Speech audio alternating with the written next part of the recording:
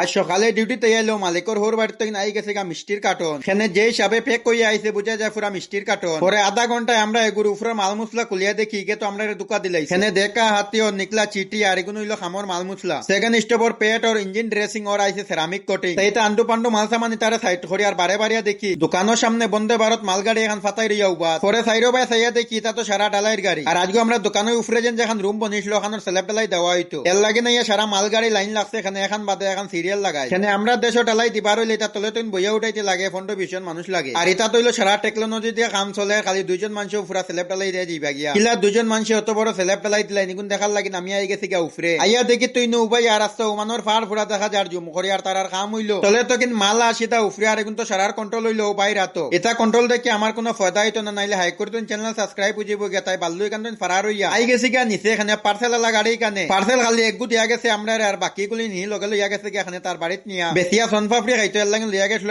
তাই আধা ভর্তন ঘুরিয়া ইয়া আবার দিয়া গেছে।